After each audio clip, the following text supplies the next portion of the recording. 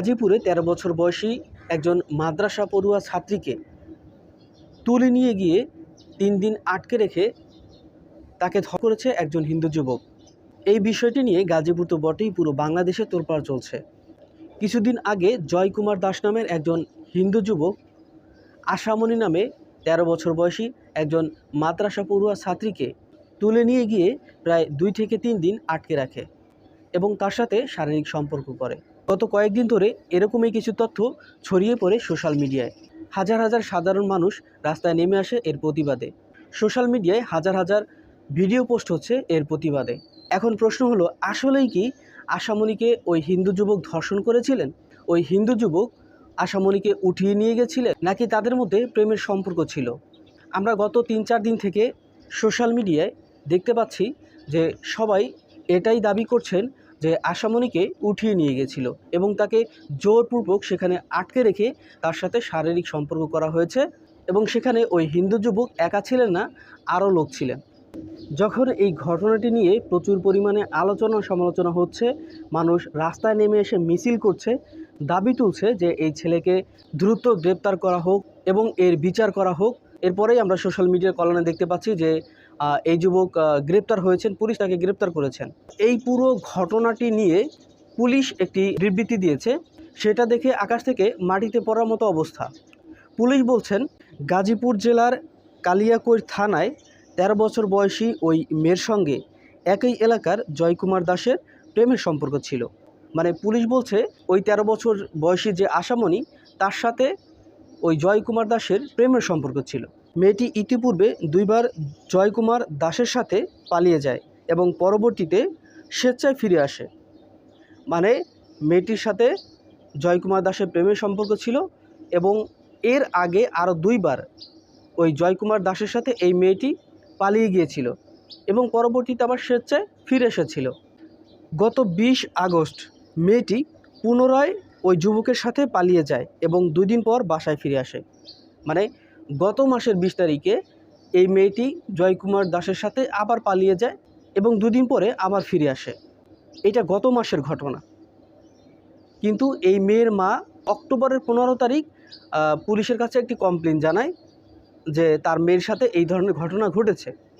Police জানায় গত ১৫ই অক্টোবর মেয়ের মা মোসাম্মদ শিউলি বেগম ৩ জনকে আসামি করে কালিয়াকৈর থানায় একটি মামলা করেন। পুলিশ মামলার আসামি জয়কুমার দাস ও তার অপর সহযোগী লোকনাথ চন্দ্র দাসকে গ্রেপ্তার করেছে। মানে এই ঘটনাটি গত মাসের এবং এই মাসের অর্থাৎ অক্টোবরের ১৫ তারিখে গিয়ে মেয়েটির মা থানায় একটি মামলা করে, এরপরে পুলিশ গিয়ে তাদেরকে গ্রেপ্তার করে। অর্থাৎ পুলিশের ভাষ্যমতে এই মেয়েটির সাথে ছেলেটির আগেই সম্পর্ক ছিল, প্রেমের সম্পর্ক ছিল। ছেলেটিও একটি ভিডিওতে সেই কথাই বলেছে। তুমি আসছো কেন সেটা বলো, আশামণি কিনে কেন পালাইছো? আমি তো নিয়ে আসছিলাম। ঘটনা বলো, আমি ঘটনা জানতে চাচ্ছি, ঘটনা বলো। ওই একলাই চলে গেছিল। কথা জোরে বলো, কেন আসছো কাহিনী বলো, শুরু থেকে বলো, শুরু থেকে বলো। একাই চলে গেছিল। কার সাথে গেছে? ওই চলে গেছিল, পরে আমার রিসিভ করতে বলছিলাম, রিসিভ করছি। কোথা থেকে রিসিভ করছো? ঢাকা থেকে। ঢাকা থেকে কোন জায়গায় নিয়ে গেছিলা? ঢাকায়। ঢাকা কোন জায়গায়?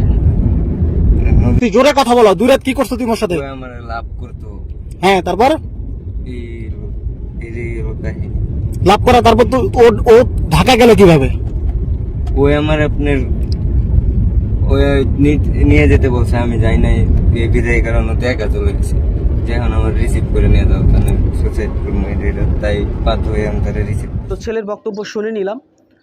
ছেলেটি আসলে পুলিশের হাতে গ্রেপ্তার হওয়ার আগে মনে হয় এই বক্তব্যটি তিনি দিয়েছিলেন। আমরা যতটুকু দেখতে পাচ্ছি ভিডিওর মধ্যে, যে কোনো একটি প্রাইভেট কারের ভিতরে ছেলেটিকে কেউ একজন জিজ্ঞেস করছিলেন যে মেয়েটির সাথে তুই কী করেছিস। তো ছেলেটি আসলে যেই উত্তর দিয়েছেন সেই উত্তরের সাথে পুলিশ যেই বক্তব্যটি দিয়েছেন সেই বক্তব্যের সাথে আসলে কিছুটা মিলে যায়। তো আসলে যদি ছেলেটির সাথে মেয়েটির আগে সম্পর্ক থেকে থাকে তাহলে তো আসলে এখানে তেমন একটা কিছু বলার নেই। কিন্তু তারপরও আমি পুলিশকে আসলে রিকোয়েস্ট করব যে প্রেমের সম্পর্ক থেকে থাকলেও আপনাদের কাজ হলো এটা ভালোভাবে তদন্ত করা। কারণ আমরা এর আগেও অনেকগুলো ভিডিও দেখেছি বা অনেকগুলো তথ্য আমরা পেয়েছি, যেখানে দেখা গেছে যে কিছু হিন্দু যুবক তারা কোনো একটি সংস্থার সাথে জড়িত এবং তারা আসলে মুসলিম মেয়েদেরকে প্রেমের জালে ফাঁসিয়ে তাদের সাথে খারাপ সম্পর্ক করে এবং পরে তাদেরকে ছেড়ে দেওয়া হচ্ছে, তাদেরকে বিয়ে করা হচ্ছে না, এরকম একটা চক্র বাংলাদেশে কাজ করছে। তো এই যে এখানে জয়কুমার দাস সেই চক্রের সদস্য কিনা এই বিষয়গুলো খতিয়ে দেখা যেতে পারে এবং যদি সেরকম কিছু থাকে তাহলে তাকে চরম শাস্তির ব্যবস্থা করা হোক, এটি আমি দাবি করি।